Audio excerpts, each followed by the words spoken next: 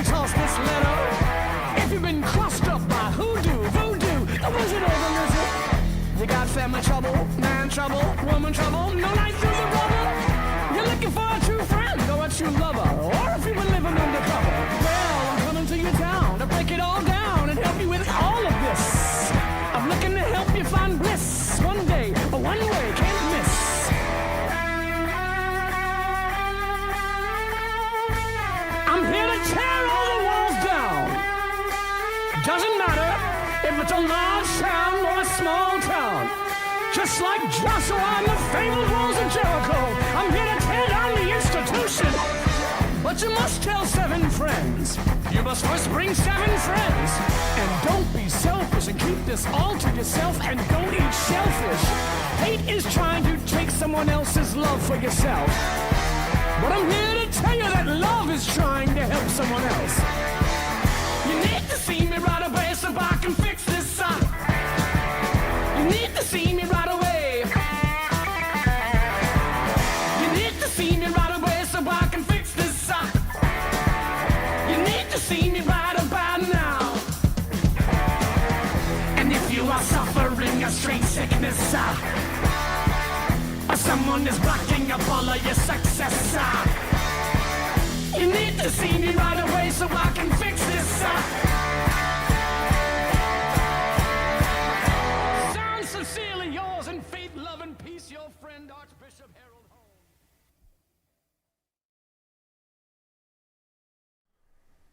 Hey guys, it is Delaney and Shawn here on Heart of the Matter. We are so excited to be with you tonight. It is February 24th, I remember. This is the 1-month anniversary of our new little grandbaby, Ava.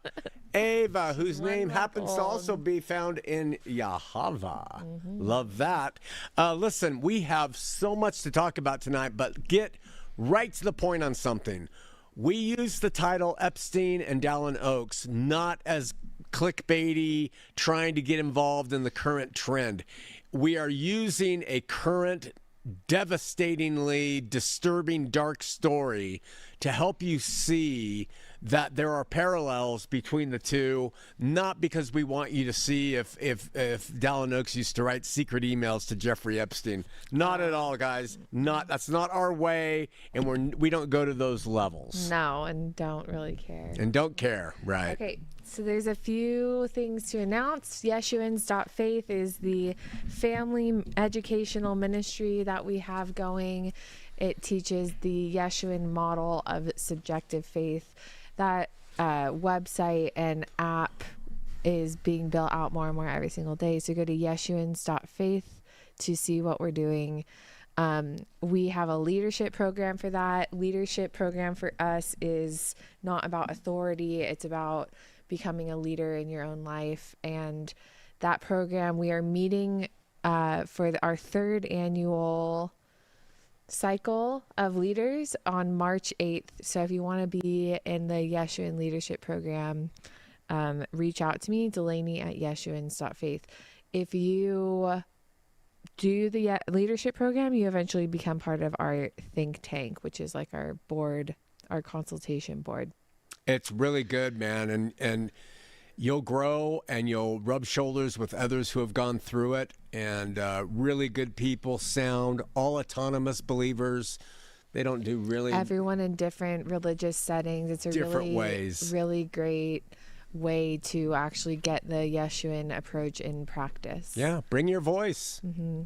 And then tune in on Sundays, especially this Sunday, to his verse-by-verse teaching. He's going through Matthew from this Yeshuan perspective, and it really presents our perspective really well going through one of the Gospels. But this week in particular is going to be really good. Yeah, I asked Delaney to make that announcement because there's kind of 2 general ways to go through the scripture. You can go through as the words, and you can go through as hearing the music. The music and the lyrics. The music and the lyrics, right. And this Sunday's AM teaching through Matthew is going to show you how the music, I hear the music more than the words. And it will be a really good evidence as to what that amounts to when it comes to teaching. Yeah. Okay. That's great. The Sundays are Matthew verse by verse at 8 a.m., then Sunday Schooled, which is a more topical teaching at 10 a.m., Yep. and then Firesides at 2 p.m. where you can call in or chat in the YouTube chat. All right. Speaking of calling in, March 8th, not this Sunday, but March 8th. When we have our leadership meeting. The day we have our leadership meeting, which we invite you to, we are going to have maybe the 5th or 6th, 7th maybe visit from Ratio Christi, an apologetics group that kids from all over the place come. And they're here to reach out to the LDS because they believe they're lost and going to hell. And so their leader in this state, Aaron, he brings them, and we have kind of a confrontational dialogue. I want to be less confrontational and just more conversive this March 8th. So maybe you'll tune in for that, or you can even show up, but better to tune in, and we'll make that live to you. But it's always a fun time. Awesome. Okay, I want to talk about the Harper's Index information. What's the Harper's Index? There's a magazine back in the 1800s called Harper's Bazaar. It's a fashion magazine, and they have a typically one-page thing called the Harper's Index, where it reports on statistical information relative to the world. All right, so the statistic that we have now is Brigham Young University, Utah Women's Leadership Project. There's a noted paradoxically high rate of cosmetic procedures among members in the Church of Jesus Christ of Latter-day Saints, particularly in Utah. So key findings cited in this discussion are 14% of surveyed Utah LDS respondents have undergone major cosmetic surgery, breast augmentation, tummy tucks, liposuction, etc. 4% is the national average. So 14% in Utah, 4% is the national average. Amazing. 20% of LDS members have undergone cosmetic enhancements, so Botox, laser removal, chemical peels, and they rate their second is Salt Lake City is second for plastic surgeons per capita in the United States, often cited as being higher than Los Angeles. Oh, and they call Los Angeles the phony place. Yeah, they give, you wouldn't believe the crap you get for calling yourself a Californian in Utah. But the researchers suggest that the perfect culture of striving for perfection is sometimes interpreted as having a perfect physical body in Utah, and individuals with high levels of both wealth and religiosity were more likely to get cosmetic surgery. Isn't that fascinating? What, do you think it corresponds to the need for Mormon people and some Christian people to look perfect? Be perfect? 100%. Yeah, I think that's where it comes from. There's, especially on women, as a woman, there's like, I remember growing up in both churches, Christian church too, there's an idea of like the pastor's wife or whatever, and there's a look to it. Like when you're more holy, you like dress a certain way, and you just kind of have your life together. Wow. I think is the implication. Your life is together when you're closer to God, so then you look better and you're healthier, and so can I say something that's going to be really, really abrasive? I'm going to say it anyway. I don't care. I'm going to say this general statement, and it may be true and it may not be, but it's true in my life. Okay. Men who like women who have had plastic surgery, they want to objectify them for sexual favors alone. They want to make them a toy, an inanimate, unthinking object that they can bang away on, and it makes them feel like some fleshly thing in this world that's disgusting. Any man with a heart for God loves natural beauty and natural women in every stage of their existence. It is controversial to say that because I don't care. No, but from our perspective, because men have their proclivities, and that doesn't mean they don't have a heart for God. You said any man with a heart for God does X, Y, and Z, and that's not necessarily true. Well, I have a hard time believing that a man who is really devoted to God in spirit and truth from his heart. What about a man who's like a pedophile? We will defend them that they might love God. Isn't it the same kind of? Yeah, but the difference is the man who loves God, who's a pedophile, is broken and ashamed of his pedophilia in his heart. Well, could that be the case for a man who loves I don't think plastic so. surgery? Because that is so optional to Okay. promote it in your wife to get done. Okay, well, And it tells her she can make upgrades in the physical sense instead of the. And here's another thing: it's fundamental to beauty. I used to write volumes on beauty and how attraction is not beauty. yeah. I just saw a picture of Taylor Swift without makeup. My God. My God. Dad! No, it's true. Because she has made herself so attractive, it's difficult to see her beauty in the natural state. If she came out that way, we would see it. So listen, attraction's Vegas.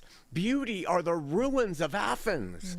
We need we need to get our women to see that they're beautiful in aging too. I've never seen mom more beautiful than now. And Well, she I was very agree. attractive when she was young. Yeah, I agree. Because I get myself in trouble. Go ahead. No. I fully understand. I'm just thinking through, but it's a really hard thing to figure out because there's a lot of talk about the empowerment of women through having control of what they do to their bodies. But then there's the question of who are you doing that? Right. Like why, who is it for? Right. Like why do you need, they say they want to do it for themselves, whatever. But Look, if you want to do it for yourself and your own self-esteem, I mean, mom had a breast augmentation for her own self-esteem. Yeah. And I'm not against it, not I a get boob it. job, a reduction. A reduction.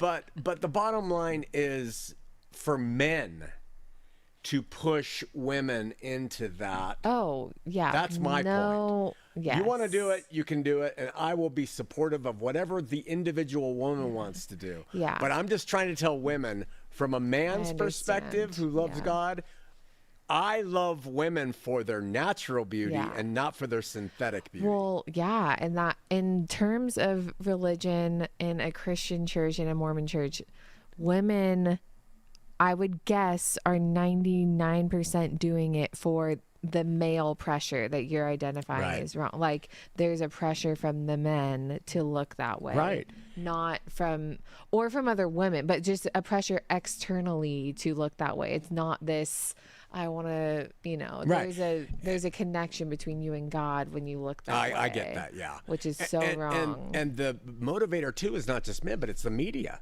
And you know what the media does. I'm sorry. I have daughters. I love women. I love beauty. And what the media does to them is ridiculous. So even aesthetically, where a larger set of breasts might look good in clothes and be attractive, yeah. when it's removed, it's a shite show. Yeah. It's nature in reverse. Yeah. Oh, I can't take it, man. I agree with you. I'll just say it. I'm just bringing up the other side. Let's see what happens if we get anybody to kick back. Go ahead. Did we wrap up with the plastic surgery? Do you have any more? Just one last statistic. LDS Church does not have an official stance on it. But they do caution against excessive focus on appearance, which I don't believe. But maybe at the higher levels they do. The sort of plainness of old Mormonism seems to be changing, though. However, 1 in 27 have had plastic surgery in the U.S. 1 in 7 have had it in Utah. That's So, astounding. there you go. And what does it tell the daughters of the mothers who are having this? I'm just against it. I'm sorry. I don't care. No, I don't care. agree. Okay, let's. Are we ready to move on? That's my signal of I don't care. Yeah. What's next? Okay, well, we have a really good friend. He's a follower of the ministry, among a lot of other things. Very smart man. His name's Billy, and he sent me. It's a couple paragraph text, and I want to read it to you. It says, "I believe that every person enters this world with the light of Christ." John the Apostle writes, "Christ is the true light who enlightens everyone who comes into the world." He said that light is from God. It grants a real moral awareness, an inward capacity to discern good from evil. True religion does not manufacture that light. It clarifies it. It intensifies it. It trains the conscience to respond more faithfully to what God is already revealing within. False systems of belief do the opposite.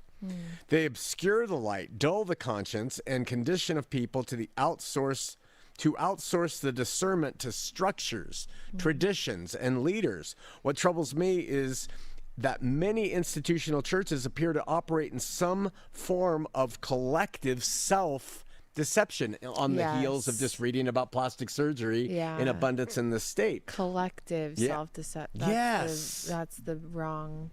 He says, we are living in an increasingly dark age. Almost everything we see is a half-truth or a lie. Yeah. Instead of cultivating spiritually mature men and women who can discern the times, they often produce men of dependency. I genuinely believe a time may be coming, and this is what I want to talk about for a second, when many of the churches we'll see around us will collapse under the weight of their own structures, not because Christ has failed, but because institutions that drift from simplicity and obedience eventually exhaust themselves. When that happens, faith will not disappear.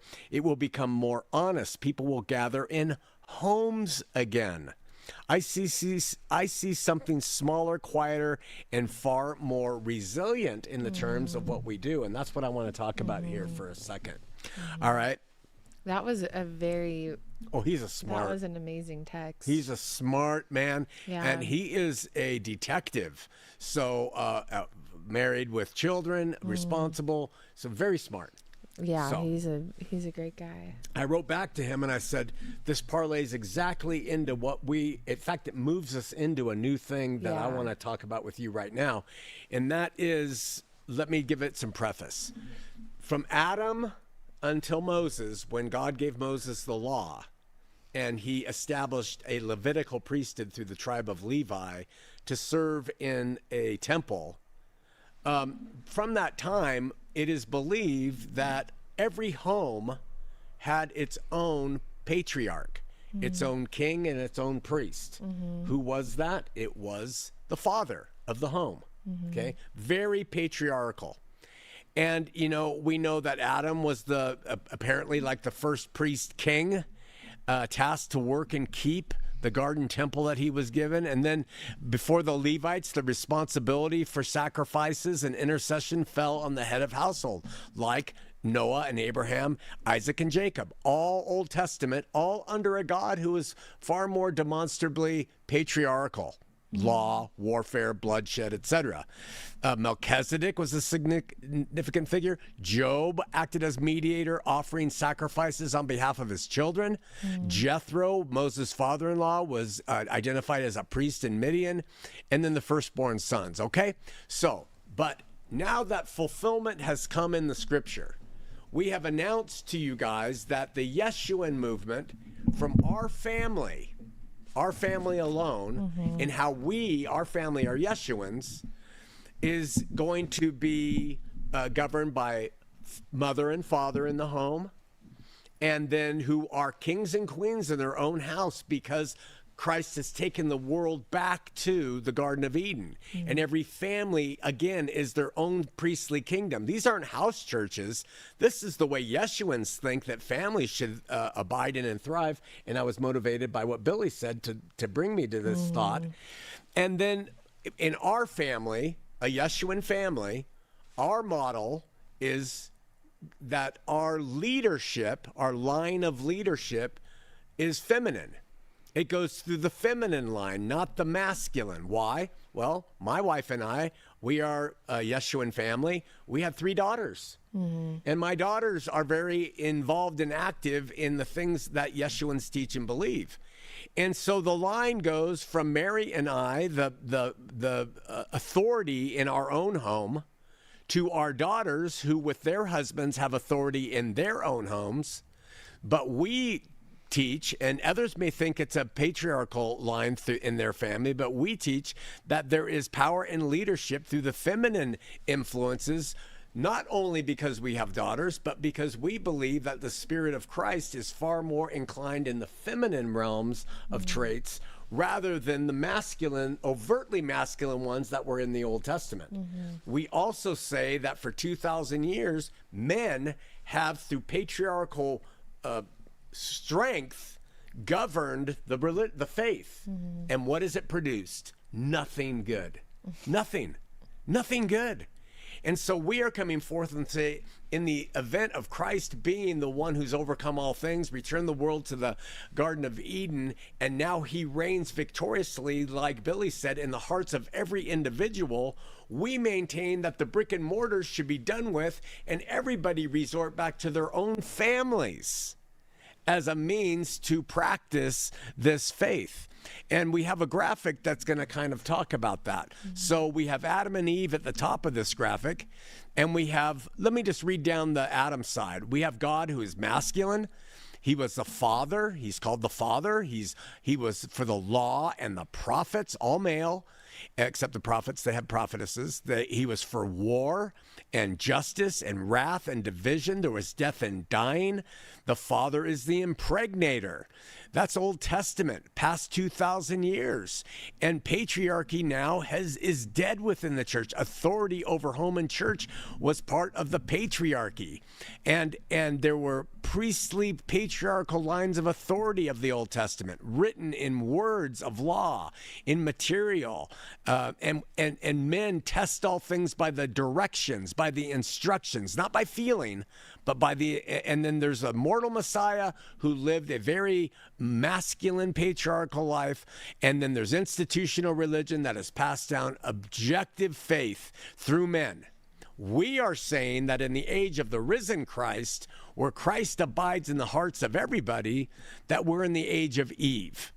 And what that means is that the feminine parts of God, not female, feminine, are now operative. That is evidenced through the Son and his traits. And it's grace and truth instead of law and prophets. It's peace instead of war. It's mercy instead of justice. It's forgiveness instead of wrath. Unity instead of division. Instead of death and dying, which is what the law brought, there's birth and living. Very much part of the feminine ethic, even in our world. Women give birth, right? And where God the Father was the impregnator, Christ is the life bearer. The same thing a woman is. And the next age is here. We're not in the Old Testament. And the next 2,000 years, we believe, will be matriarchally led through feminine expressions in men and women. And that there's a shared authority over every home. Delaney and Larry have authority over their home, and Matt and Cassidy have authority over theirs, and Mallory and Nicholas have authority over theirs. But in our ministry as a family from Shawn and Mary, we have a feminine line of leadership versus line of authority. And we go by the fruit of the Spirit over the words of the law. And we test all things by that Spirit. And we worship the risen, victorious Christ, not the mortal Messiah. He didn't come to us. And it's now individuals and family, and the faith is entirely subjective. And I just wanted to say all that to get it out there, because we are continuing to expose people to new things that come to us as they happen. That's really amazing. I've had to work through thoughts about what if it doesn't actually happen like this in the future or something? But I'm realizing that really what we're saying is that the changes of the world require that faith is done this way. Right. And even if religion continues to exist, that's not what we're talking about. Right. That masculine religion will continue to exist. And the point is that that's not even attached to God anymore. Right. Like it's like a corporation existing. Like, yeah, it exists, but that's not what God is about. And what God's about and has been about since Christ, but the world now needs in a different way is the feminine way of working. Right. Which actually is just going, in a way we could put here, collective and individual too. Like it goes from a corporate thing to a relational thing. Right. That's a big shift. That just it just is the way it is, whether we want it or not. That's how the world is. And that's a super collective. That is a super reflective thing of masculine versus feminine, because individual gives birth, male or female, to the things from them. The collective is masculine in war, in armies, in order, in systems. And that's a shift too, reflecting the masculine to the feminine. Because a woman only brings forth life herself. There's no collective bringing forth of life. And that's why Christ himself came and gave birth to this new. This is listening to the music of the Spirit rather than the lyrics. But it is what we are saying is the shift that should happen, and it will happen. Yeah. And is happening. It's going to happen. Right. That's the thing. Yeah. It's like, it's not even us trying to make it happen. It's like we're naming what's going to be happening because of the way the world is. That's right. And because of what we have learned about God. Right. I maintain, because we talk about Mormonism here, that soon you're going to see the Mormon church give the full priesthood to women, because they know that is what's going to be necessary to shake everything up enough for people to go, oh, polygamy, big deal. We now, So that's why I wanted to talk about it, because we're saying, listen, if you guys want to even survive, you should follow our lead on this. Yeah, so there's kind of two things going on here. There's a shift to the matriarchal in the world, that's also going on in our family in a certain way. But then there's also the house church thing. Right. That's you talked about it, but that was really interesting to me, that thinking about church now being your home, that's actually what church is. Yeah. And that's where children really learn. Yeah. And like making your family people that you like fellowship your congregates. Yeah. Yes. Like that is how we change the world. Yes. Is by focus on the family. I mean, there's horrible, but it's true. I know. Yeah. Like it's being used in all the most backward ways. Like everything we do is right up against the worst version of it at the same time. But that's why. It's because they're wielding half-truths toward the bad ends. But it is half-true. Yeah.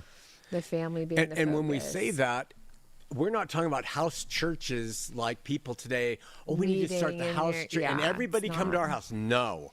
And what makes it unique for our explanation of it is Yeshuans, like Shawn and Mary McCraney, we have set it up this way because of the way our family's been given. But another Yeshuan couple could do it more with more patriarchy if they have a bunch of boys.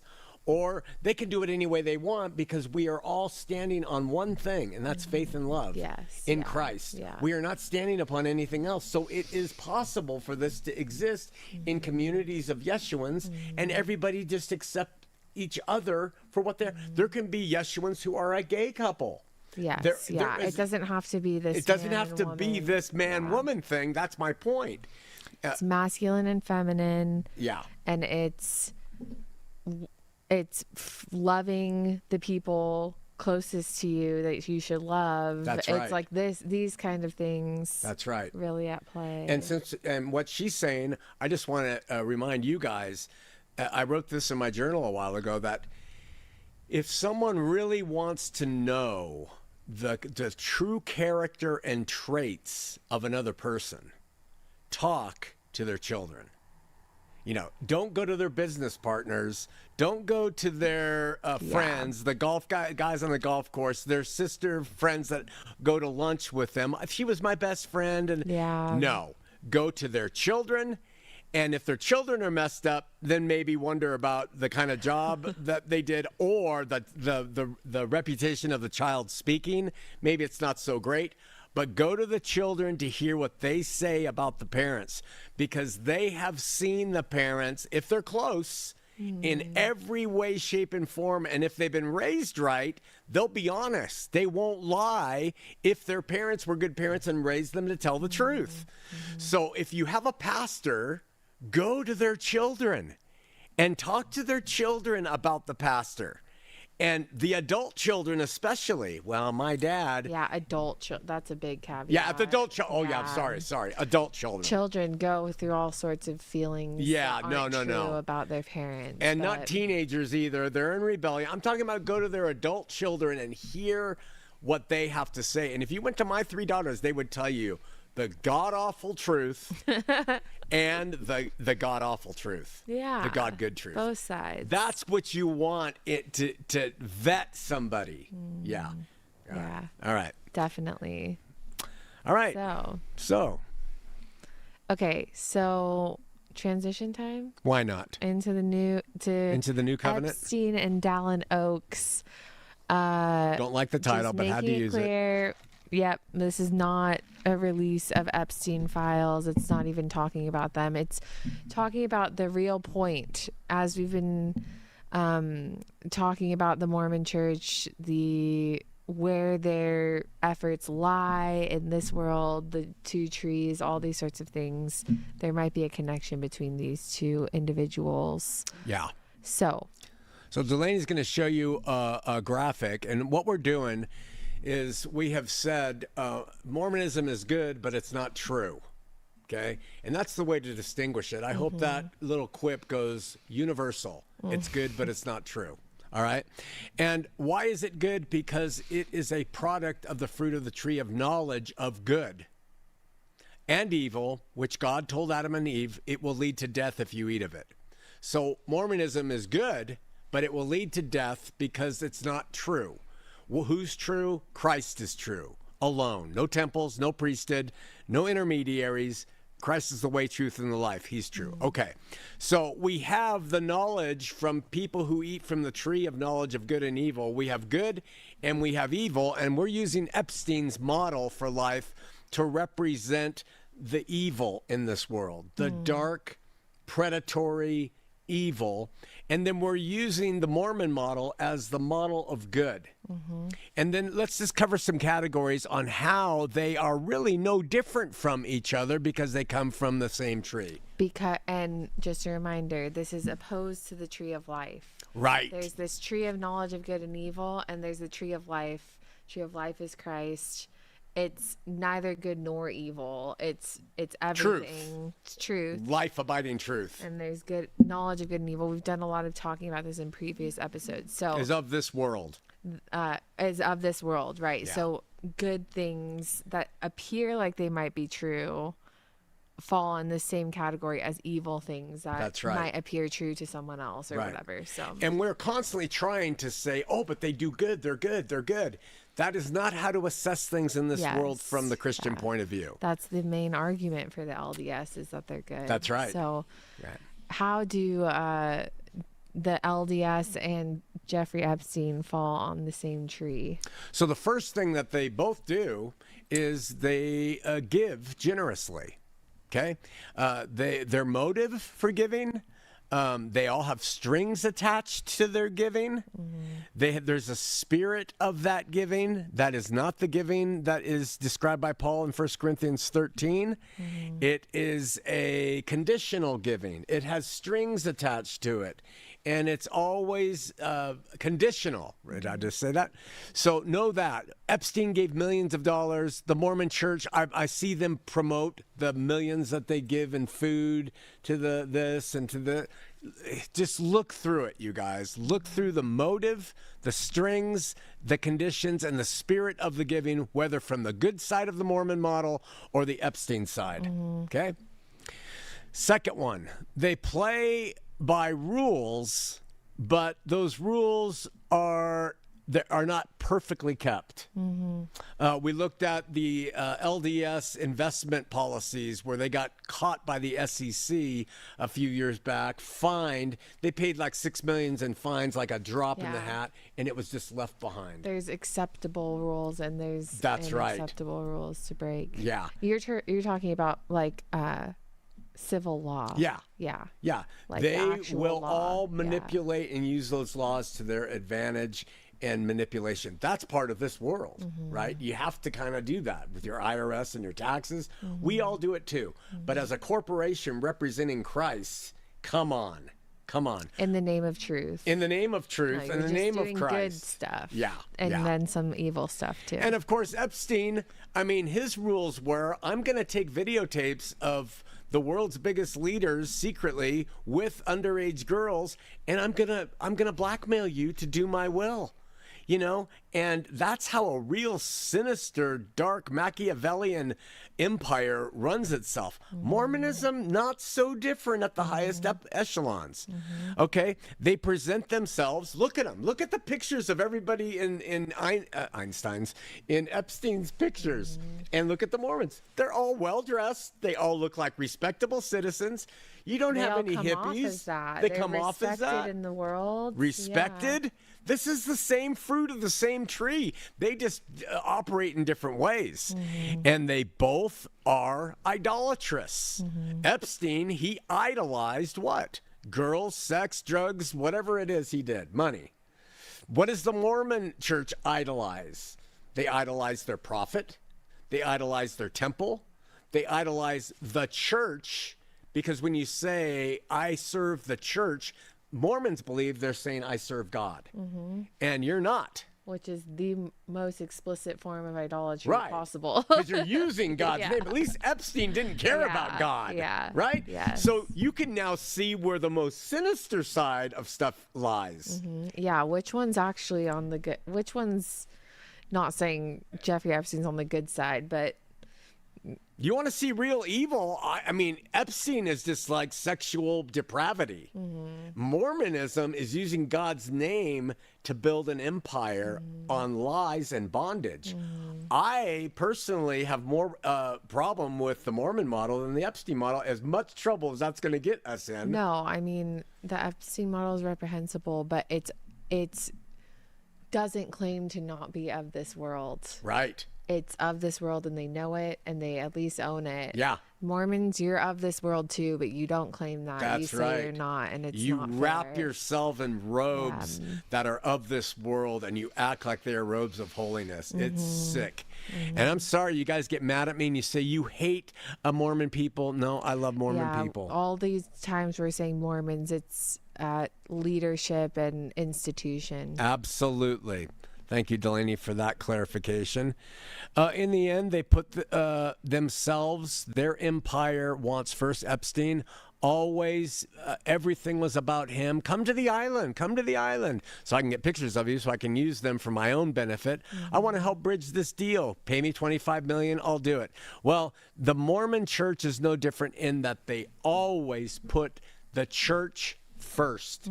No individual means anything in the Mormon church if it threatens their existence or success. Nobody. It's always the empire. That was the same as the Third Reich. It's the same as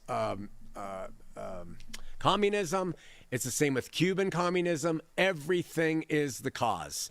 All right. And then we go to the scripture just to wrap this up. And John says it best, all that is in the world, the lust of the flesh, the lust of the eyes, and the pride of life is not of the Father, but is of this world. Okay, that's a clear delineation of what is in this world in those ways is here and now. It has nothing to do with God.